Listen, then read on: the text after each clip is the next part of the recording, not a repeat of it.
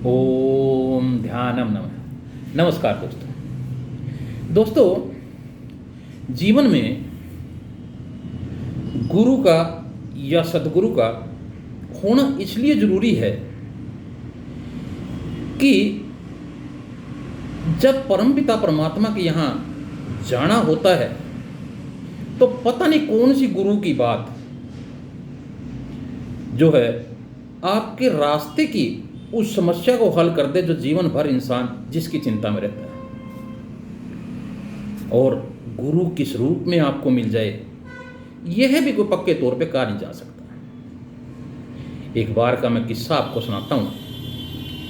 एक सेठ जो है बस से नीचे उतरे, उनके पास काफ़ी सामान था और उन्होंने इधर उधर नज़र दौड़ाई कि ताकि कोई मजदूर मिल जाए और ये जो मेरा सामान है वो मेरे घर तक पहुंच जाए। काफ़ी खोज खबर के बाद उन्हें एक ही मजदूर दिखाई दिया और उन्होंने उसको आवाज़ लगाई तो मजदूर उसके पास आया और कहा कि बोलो सेठ जी। सेठ जी ने कहा कि भाई ये सामान मेरे घर तक पहुंचाना है फलां स्थान तक, तो बताओ आप कितने पैसे लोगे। मजदूर ने कहा कि सेठ जी पैसे तो आप जितने चाहे उतने दे देना, लेकिन मेरी एक शर्त है। सेठ ने कहा क्या शर्त है आपकी। तो मजदूर ने कहा जी जब मैं सामान उठा के आपके साथ चलूँगा रास्ते में, या तो आप मुझे अपनी सुनाओगे या मेरी सुनोगे। सेठ कहने के तेरा दिमाग खराब है, भाग यहाँ से, और उसको भगा दिया। अब सेठ ने फिर नज़र दौड़ाई तो किसको, कोई और मजदूर नज़र नहीं आया। स्थिति कुछ ऐसी थी जैसे रामायण में जब राम को वनवास होता है तो उसे नदी पार कराने के लिए एक ही खेवट की नाव जो है वो नज़र आई थी, और एक ही खेवट वहाँ पे था तो उसने उसको नदी पार कराई थी। तो कुछ ऐसी स्थिति वहाँ पे हो गई तो सेठ को मजबूरन फिर उसको बुलाना पड़ा कि भाई बात ये है कि और कोई मजदूर दिखाई नहीं दे रहा तो आपको चलना पड़ेगा, लेकिन ये बकवास जो तू कर रहा है ये मेरे बस की बात नहीं है। मजदूर कहने लगे जी ऐसा है, ऐसे तो मैं सामान बिल्कुल नहीं लेके जाऊंगा, या तो आप अपनी सुनाना या मेरी सुनना। अब वो सेठ जी फंस जाता। सेठ कहने लगा ठीक है कोई बात नहीं, तू अपनी सुनाइयो और मेरा सामान वहाँ तक पहुँचा दे। अब सामान उठा के मजदूर जो है चल पड़ता है और इधर की उधर की बहुत सारी बातें जो है सेठ को सुनाता है, और इतने में सेठ का घर आ जाता है।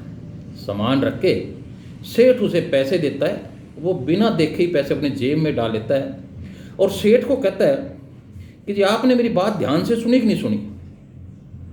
सेठ कहने लगे मेरी मत मारी गई थी, मुझे क्या लोड़ पड़ी तेरी बात सुनने की, मुझे तो मेरा स्वार्थ था कि मुझे अपना सामान यहाँ तक पहुँचाना था, तो आपने पहुँचा दिया, अब यहाँ से भाग, अब मार खाएगा तुम्हें। तो मजदूर कहने लगे जी वो बात तो ठीक है, लेकिन आपने बहुत बड़ी गलती की, आपको मेरी बातें ध्यान से सुननी चाहिए थी। वो कहे जी ऐसा क्या तेरी बातों में। तो मजदूर ने कहा कि सेठ जी कल शाम को आपकी 7 बजे मृत्यु हो जाएगी। वो क्या बकवास कर रहा, तो 7 बजे ऐसे कैसे मृत्यु हो जाएगी। क्योंकि जी मैंने ठीक कहा आपकी कल शाम को 7 बजे आपकी मृत्यु हो जाएगी, अगर आप मेरी ध्यान से सुनते बातें तो आपको उसका बहुत बड़ा फायदा होने वाला था।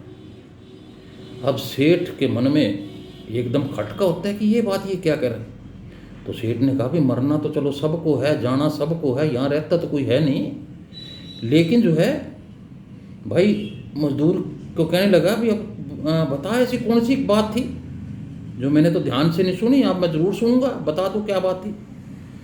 तो उसने कहा कि जब शाम को आपको 7 बजे आपकी मृत्यु होगी, ऊपर ले जाया जाएगा, तो वहाँ हर इंसान से एक ही सवाल किया जाता जो आपसे भी किया जाएगा कि पहले आप अपने पापों का फल भुगतोगे या पुण्य का फल भुगतोगे, ये आपके लिए आपको आपके सामने जो वो प्रश्न करेंगे यमराज।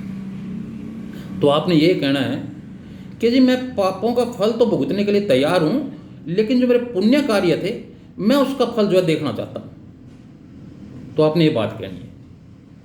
कहनी ठीक है जी, और मजदूर भी ये बात कह के वहाँ से चला जाता है। अगले दिन 7 बजे ठीक जो है सेठ की तबीयत खराब हो जाती है, उसकी मृत्यु हो जाती है, और यम के दूत उसे लेकर जो हैं धर्मराज की कचहरी में पेश कर देते हैं।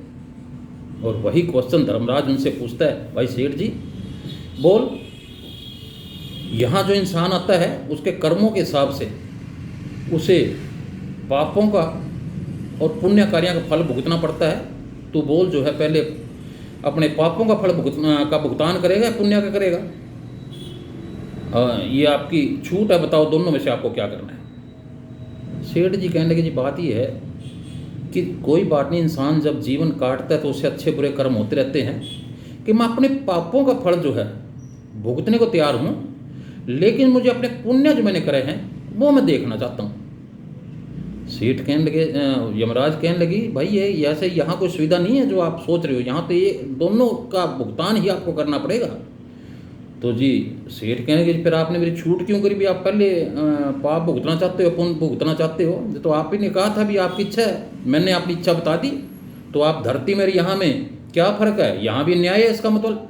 और वो धर्मराज जो है फंस जाता है। वो कहने लगे जी मेरे पास तो ऐसी कोई पावर ही नहीं है कि आपको मैं दिखा सकूँ, ऐसा तो यहाँ कोई कानून ही है, यहाँ तो भुगतान होता है।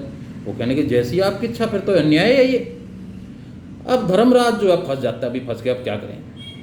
काफ़ी देर मत्था पच्ची के बाद वो कहता है ठीक है चलो ब्रह्मा जी के पास चलते हैं। वो सेठ को लेके ब्रह्मा जी के पास चला जाता है और वो सारी कहानी बताता है कि मैंने को कहा था ये आप पहले पापों का फल भुगतना चाहते हो या पुण्य का। अब ये कहते हैं जी मैं तो पहले पापों का भुगतान करने के लिए तैयार हूँ, लेकिन मुझे जो पुण्य जो मैंने कार्य जितने थोड़े बहुत हैं वो देखना चाहता हूँ। ब्रह्मा ने भी अपनी सारी पोथियाँ जो है फदरोड़ मारी, उसमें देखा, सारी धाराएं देखी, उपधाराएं देखी, तो वहाँ भी ऐसा कुछ नहीं मिला उसको। वो कहने लगे जी भाई ऐसा है कि यहाँ भाई ये सुविधा नहीं है। तो कहने लगे ठीक है सेठ जी, कहने लगे जी लेकिन आपके यहाँ न्याय है, ये तो धर्मराज जी ने मेरी छूट कर दी, आपको क्या चाहिए मैंने आपको बता दिए। और ब्रह्मा भी फंस जाता है। वो कहने लगे जी उसको धर्मराज को भी बात ये है चलो हम जो है भगवान विष्णु के पास चलते हैं, वो पालनहार हैं, वही को रास्ता दिखाएंगे। और ये तीनों के तीन जो है चल पड़ते हैं विष्णु जी के पास। विष्णु जी को सारी बात बताई जाती है। विष्णु जी कहते हैं अच्छा ये बात है तो कोई बात नहीं, ब्रह्मा को और धर्मराज का जाओ अपना कार्य करो और सेठ जी को यहाँ छोड़ दो, कोई बात नहीं मैं इनसे बात करता हूँ। अब भगवान विष्णु सेठ जी को कहते हैं हाँ जी बताओ।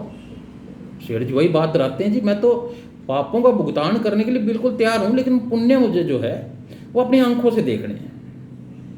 तो भगवान विष्णु कहते हैं कि वाह रे भाई तेरा सदगुरु जो है वो मजदूर जो है धन्य है उसको कि जिसने तेरे जीते जी तेरे को ये राय दे दी कि तू ये क्वेश्चन करियो वहाँ पे जाके, और तुझे जो है भगवान विष्णु के साक्षात दर्शन हो गए, और जिससे दर्शन मात्र से तेरे सारे पाप तो वैसे ही धुल गए। तो सदगुरु जो है वो बहुत ज़्यादा जरूरी होता है। वो किस रूप में आपको मिल जाए तो आपको उसकी बात को स्वीकार करना चाहिए, उसकी बात को सुनना चाहिए। तो दोस्तों गुरु जो है वो गुरु ही होता है, पता नहीं कौन सी बात में उसकी क्या शिक्षा हो, और जो वो शिक्षा है आपको पार उतार दे इस जहाँ से भी और उस जहाँ से भी। तो दोस्तों क्या पता कौन सा इंसान किस रूप में कौन सी बात आपको बता के चला जाए।